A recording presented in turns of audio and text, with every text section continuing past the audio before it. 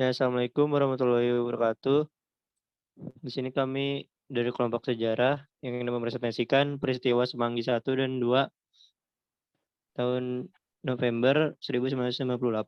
Yang anggota kami ada yang pertama Ahmad Taufik Rahman, yang kedua ada Ali Haidar, yang ketiga ada Andika Permana Putra, yang keempat ada Faiman, yang kelima Juan Sena Al Barokah, yang keenam Muhammad Fahri, dan yang ketujuh saya.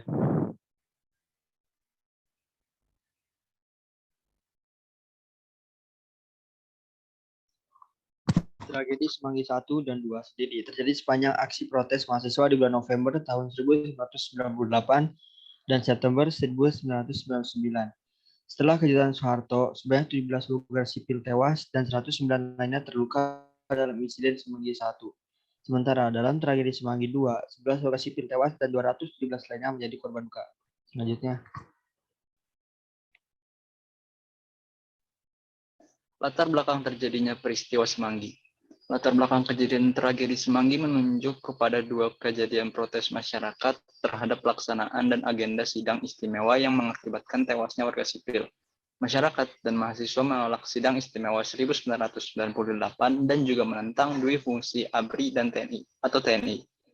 Penyebab tragedi Semanggi 1 dan 2 adalah protes masyarakat terhadap pelaksanaan dan agenda sidang istimewa MPR, tidak adanya pengakuan pemerintahan Bahrudin Yusuf Habibie, dan tidak percaya dengan para anggota DPR atau MPR Orde Baru. Disambut dengan adanya penembakan membabi buta oleh aparat ketika ribuan mahasiswa sedang duduk di jalan.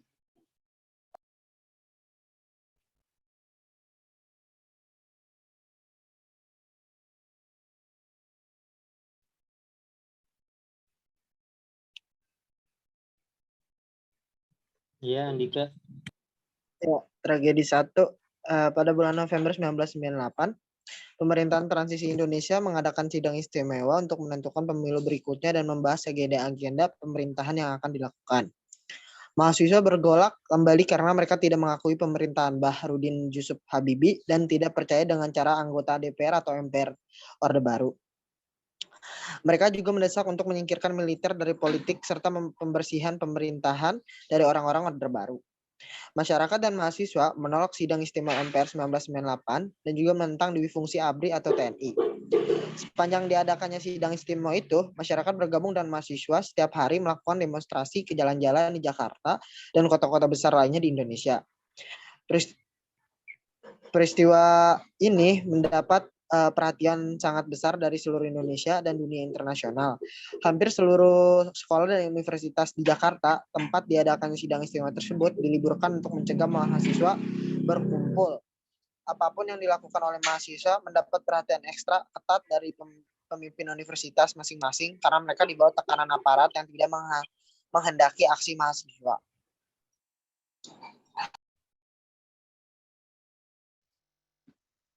Lalu dilanjut dengan tragedi 2. Pada tanggal 24 September 1999, untuk yang kesekian kalinya tentara melakukan tindak kekerasan pada aksi-aksi mahasiswa. Kala itu adanya pendesakan oleh pemerintahan transisi untuk mengeluarkan undang-undang penanggulangan keadaan bahaya atau disebut juga UU PKB yang materinya menurut banyak kalangan sangat memberikan keleluasaan kepada militer untuk melakukan keadaan negara sesuai kepentingan militer. Oleh karena itulah, mahasiswa-mahasiswa bergerak dalam jumlah besar untuk bersama-sama menentang diberlakukannya UU PKB. Mahasiswa dari Universitas Indonesia, Yunhab, meninggal dengan luka tembak di depan Universitas Atmajaya. Selanjutnya ada tragedi Semanggi terhadap pelanggaran HAM. 12 tahun sudah terjadi. 12 tahun sudah tragedi Semanggi berlaku tanpa ada kepastian hukum. Saat ini kembali bangsa Indonesia memperingati momentum Mei berdarah yang telah melahirkan pahlawan reformasi. Namun banyak orang yang sudah mulai lupa makna di balik perjuangan para mahasiswa tersebut. Belum adanya titik terang tentang kasus Semanggi 1 dan 2 sangat erat hubungannya dengan pernyataan Jaksa Agung Hendrawan Supanji bahwa pihaknya kesulitan menangani kasus Semanggi 1 sebagai pelanggaran HAM berat. Tragedi Semanggi 1 yang dikategorikan termasuk pelanggaran HAM berat menjadi banyak tanda tanya di masyarakat. Oleh karena itu, Presiden Jokowi didesak untuk menerbitkan surat keputusan Presiden untuk membentuk pengadilan HAM ad hoc segera. Memerintah Jaksa Agung agar melakukan penyidikan kasus pelanggaran HAM berat tragedi Semanggi 1, 13 November 1998, rekonsiliasi dengan pengungkapan kebenaran judicial dan non-judicial.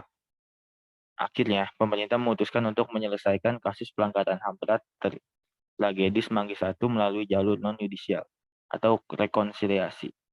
Ketua Komisi Nasional Hak Asasi Manusia Komnas HAM, Imdadun Rahmat mengatakan keputusan tersebut diambil berdasarkan sikap politik pemerintah saat ini. Selanjutnya ada upaya penyelesaian dalam pelanggaran. Pembentukan Komisi Penyelidikan Pelanggaran Hak Asasi Manusia peristiwa Semanggi 1 dan Semanggi 2, meskipun DPR telah merekomendasikan agar kasus Semanggi 1 dan Semanggi 2 ditindaklanjuti dengan pengadilan umum dan pengadilan militer. Namun, sehubungan dengan adanya dugaan telah terjadi pelanggaran HAM berat, tuntutan keadilan bagi keluarga korban dan masyarakat, dan dalam rangka penegakan hukum dan penghormatan hak asasi manusia, dipandang perlu Komnas HAM dalam melakukan penyelidikan dengan membentuk Komisi Penyelidikan Pelanggaran HAM Semanggi 1 dan 2.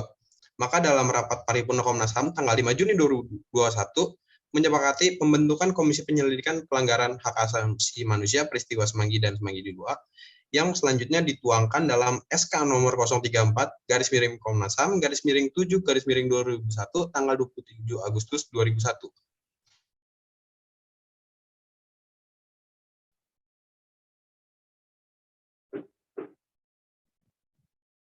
Iya, yang selanjutnya kesimpulan. Tragedi Semanggi 1 dan 2 mungkin telah menjadi sejarah. Namun jangan sampai penegakan hukum di Indonesia juga hanya menjadi cerita masa lalu. Jangan suatu tindakan pelanggaran terlepas dari kacamata hukum, hanya karena tertutup oleh isu-isu yang sedang hangat beredar atau adanya kepentingan tertentu. Aparat penegak hukum harus terus melebarkan sayapnya demi mewujudkan Indonesia sebagai negara hukum. Itu tugas yang jelas diamankan pada mereka. Penanganan dan penyelesaian tragedi Semanggi 1 tidak pernah mendapatkan kepastian hukum. Sepertinya keberadaan UU HAM, Komnas HAM, dan KPP HAM tidak berdaya mengungkap terjadi kemanusiaan tersebut. Ironisnya, justru memunculkan perbedaan pendapat dalam penegakan HAM. Pergeseran konsep negara hukum rawan terjadi. Terdapat pembenaran secara konstitusional berupa undang-undang atau peraturan perundang-undangan. Akibatnya, negara hanya akan menjadi undang-undang. Negara hanya akan menjadi negara undang-undang. Ya, sekian dari kelompok kami. Kurang lebihnya mohon maaf. Wassalamualaikum warahmatullahi wabarakatuh.